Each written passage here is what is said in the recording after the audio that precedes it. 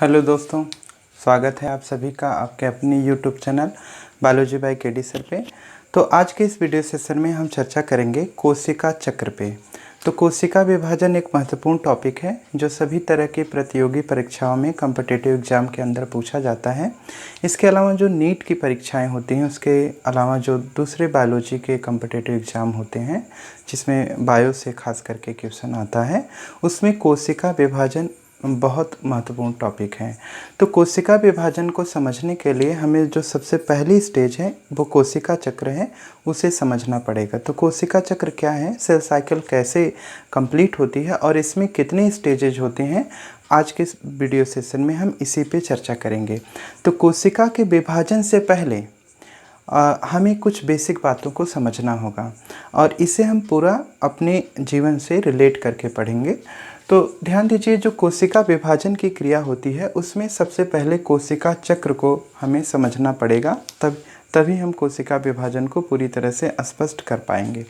तो इसमें अगर आप देखिएगा तो जो कोशिका साइकिल होती है, सेल साइकिल होती है, कोशिका चक्र होता है।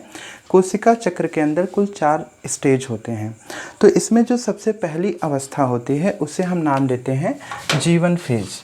तो सबसे पहली जो स्टेज होती है उसे कहते हैं जीवन, दूसरी स्टेज होती है उसे कहते हैं यश, उसके बाद स्टेज होती है G2 और लास्ट में जो स्टेज होती है उसे बोलते हैं यम। तो कोशिका चक्र की ये 4 अवस्थाएं होती हैं जिसमें जीवन हो गया, यश हो गया, G2 हो गया और यम।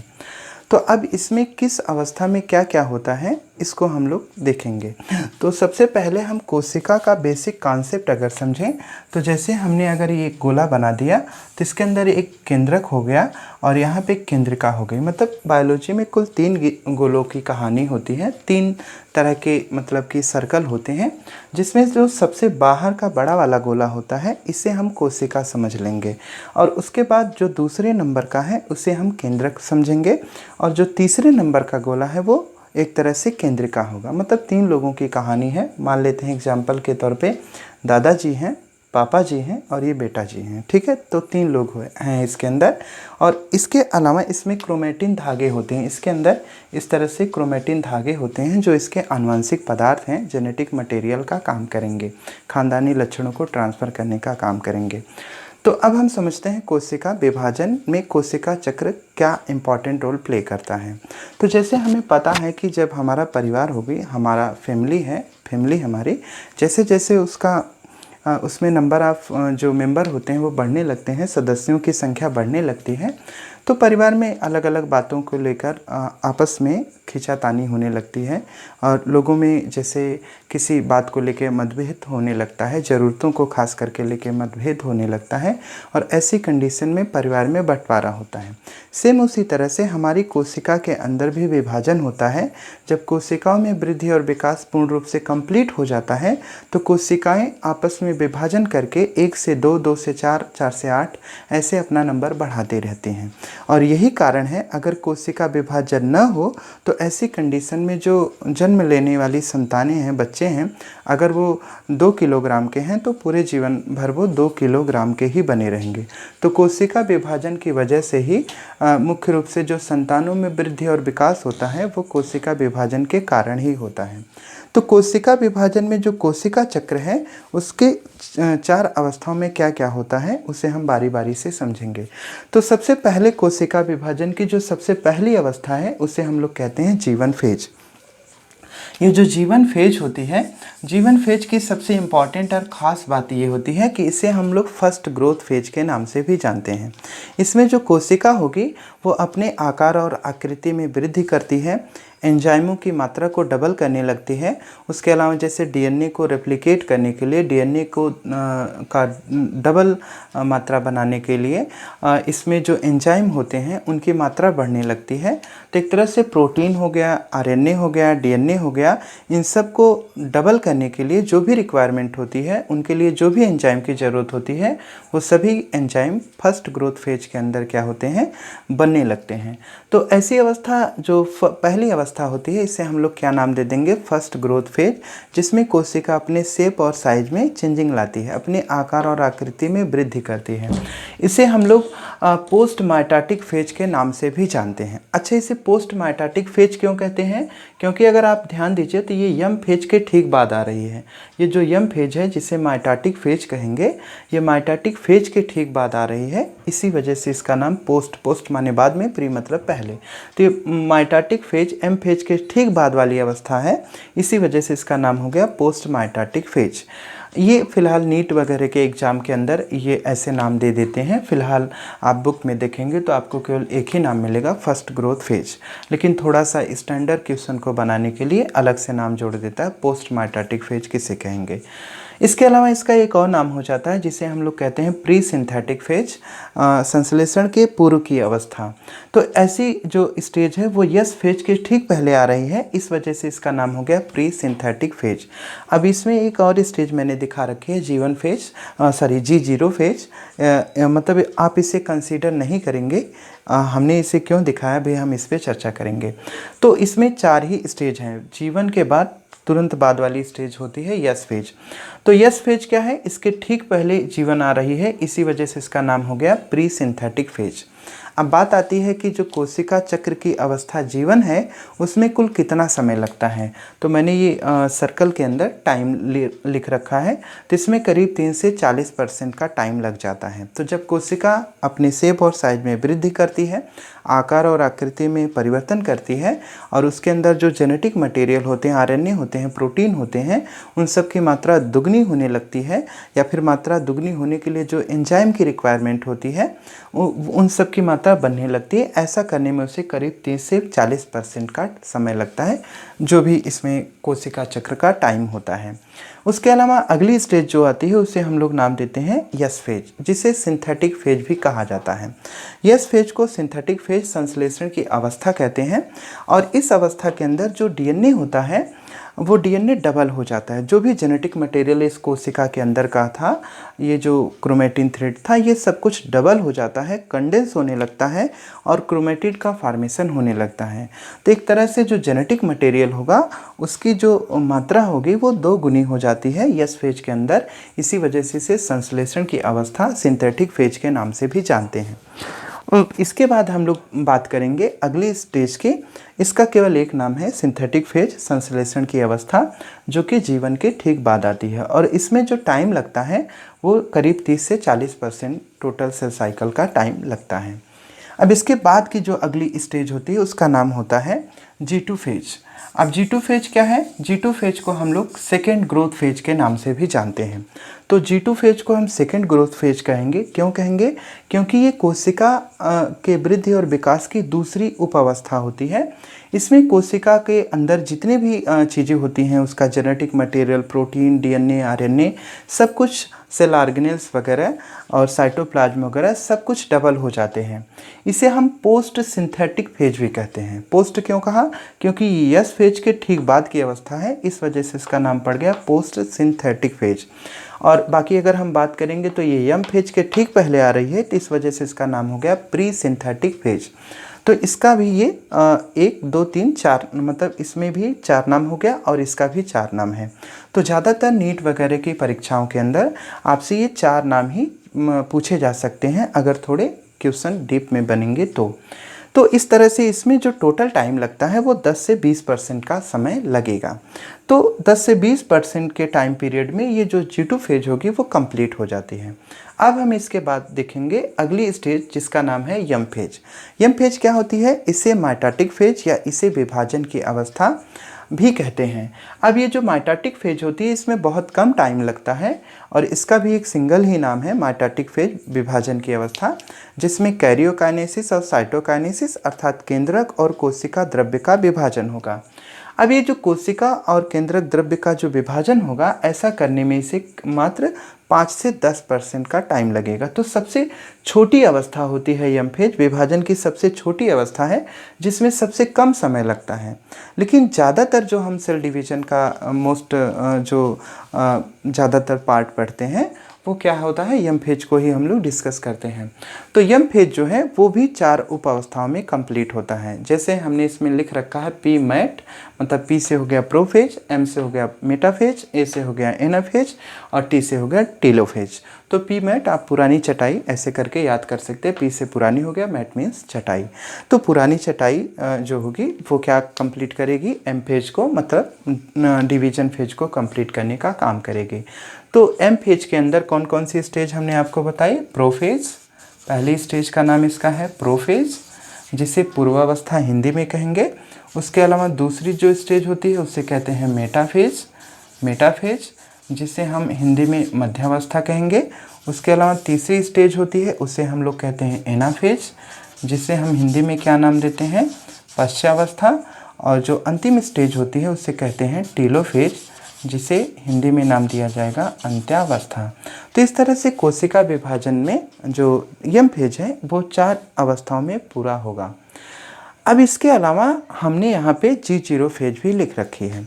तो जो G0 फेज है वो जीवन के ठीक बाद की स्टेज है। अगर कोशिका को विभाजन नहीं करना है तो ऐसी कंडीशन में कोशिका ग्रोथ और डेवलपमेंट कर लेगी, वृद्धि और विकास कर लेगी, और उसके तुरंत बाद वो G0 फेज में इंटर कर जाती है। और G0 फेज को हम लोग रेस्टिंग फेज के नाम से भी जानते हैं। तो जो G0 फेज होती है इसे हम लोग रेस्टिंग फेज के नाम से भी जानते हैं। ये सुप्तावस्था होती है, एक तरह से कोशिका इसमें पूरे जीवन काल पर ही रहेगी उसी में, और उसके अलावा ये क्या करेगी, कभी भी विभाजन नहीं करेगी। अगर इसका हम एग्जाम्पल लें, ऐसी कौन सी कोशिका है, तो ऐसी सेल होती है नर्व सेल।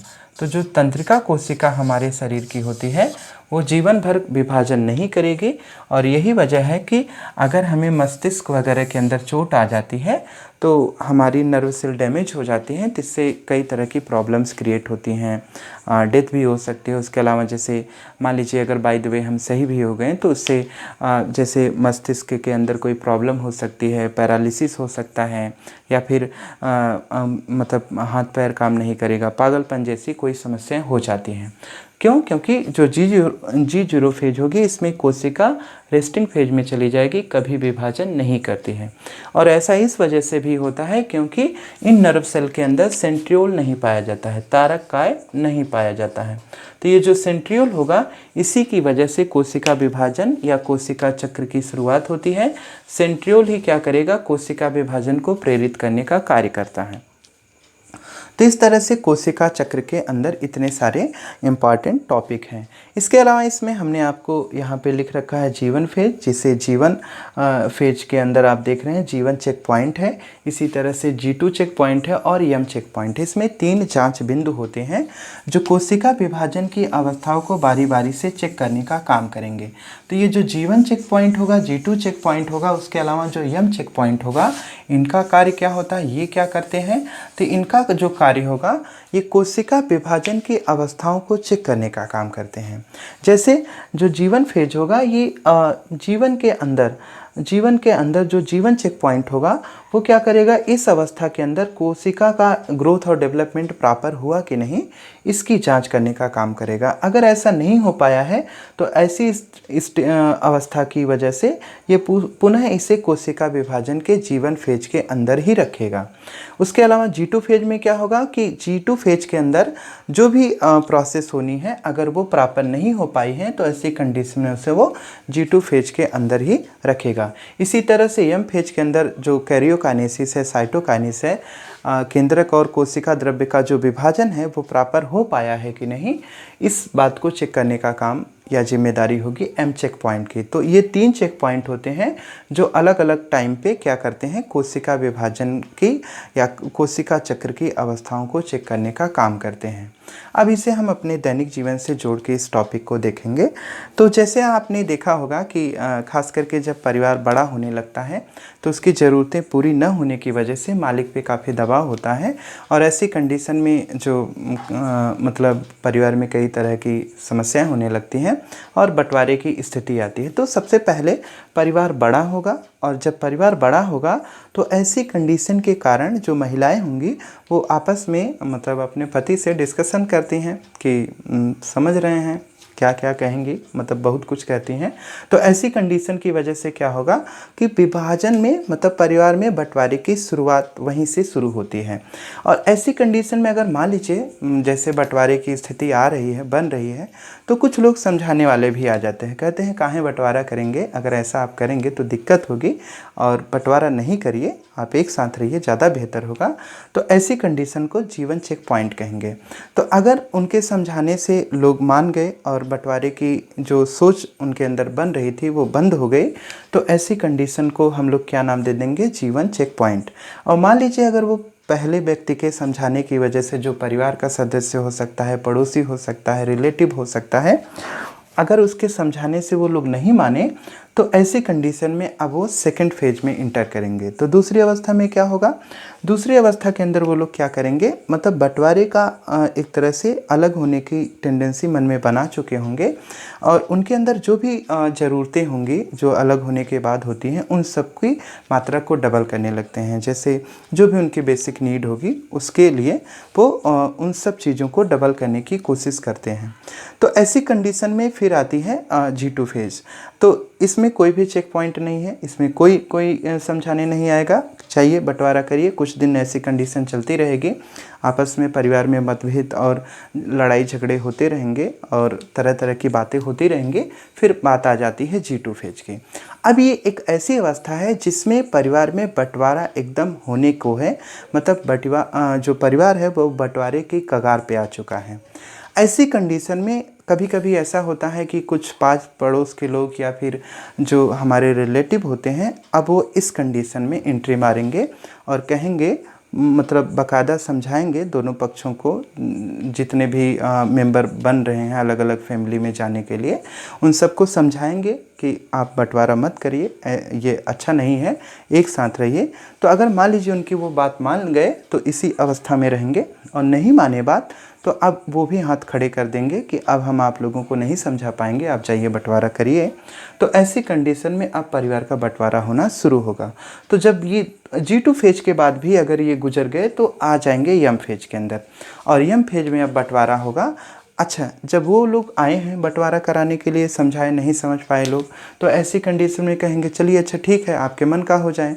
तो ऐसी कंडीशन में बंटवारा होगा, और बंटवारा होगा तो यम फेज आएगी, और यम फेज के अंदर अब परिवार में जैसे दो मालिक बनेंगे, उनकी ज़रूरतें होंगी, जो भी उनके जगह ज़मीन जायदाद वगैरह पैसे वगैरह जो भी होंगे सबका बराबर में बंटवारा होगा। तो सब चीज़ों का बराबर में बंटवारा हुआ, किसी के साथ नाइंसाफ़ी न हो, इसके लिए एक अगला चेक पॉइंट होगा जिसे यम चेक पॉइंट कहेंगे। मतलब वही जो बाहरी लोग हैं या घर के ही कुछ मेंबर हैं, रिलेटिव हो सकते हैं, वो लोग प्रॉपर इन सब बातों पे केयर करेंगे कि किसी के साथ कोई नाइंसाफ़ी ना हो, हर चीज़ का बराबर में बंटवारा हो। तो इस तरह से यम चेक पॉइंट हो जाता है। ये हमारे डेली लाइफ में ये सारी घटनाएं होती हैं, और सेम इसी तरह से हमारी कोशिकाओं में भी ये घटनाएं होती हैं, जिसके आधार पे कोशिका चक्र होता है, कोशिका का विभाजन होता है। इसके अलावा इसे एक एग्जाम्पल के तौर पे और हम समझ सकते हैं, जैसे जब हम पहली बार बोर्ड की परीक्षा देते हैं, करीब 10 साल हम पढ़ते हैं और पहली बार बोर्ड का एग्ज़ाम देते हैं, ये पहला हमारे लिए ट्रैफिक का काम करता है। और अगर हमने बोर्ड की परीक्षा की तैयारी बेहतर तरीके से नहीं की है तो हम फेल हो जाते हैं और पुनः 10 की क्लास में पढ़ेंगे, और जब तक हम 10 की तैयारी को कंप्लीट करके 11 में पढ़ने लायक नहीं हो जाएंगे तब तक हम इसी क्लास में रहेंगे और बार बार बोर्ड का एग्ज़ाम देंगे। अगर मान लीजिए हम बोर्ड की परीक्षा में पास हो गए तो हम G0 को कंसिडर नहीं करेंगे, डायरेक्ट यस की बात करेंगे। तो ऐसी कंडीशन में 11th क्लास में आ जाते हैं, यहाँ पे कोई बोर्ड नहीं होता है। उसके बाद हम 12th में आते हैं, 12th में फिर से बोर्ड आ जाता है, G2 चेक पॉइंट, फिर से बोर्ड आ जाता है। और 12th के बाद आपको पता है ग्रेजुएशन, चाहे वो BA हो, BSc हो, BCom हो, ना MBBS हो, BTech हो, कुछ भी हो, वहाँ पे हर बार बोर्ड ही होता है, वहाँ पे हर बार बोर्ड का एग्ज़ाम होगा। अगर आप फेल हुए तो आप उसी क्लास में रहेंगे, पुनः उसी सेमेस्टर या उसी ईयर में फिर से पढ़ते हैं। तो इस तरह से जो कोशिका चक्र का कॉन्सेप्ट था, सेल साइकिल का कॉन्सेप्ट था, वो कंप्लीट कर दिया। अब हम अगले वीडियो सेशन में कोशिका विभाजन में मियासिस और माइटोसिस क्या है इस पर चर्चा करेंगे। तब तक के लिए धन्यवाद, शुभ दिन।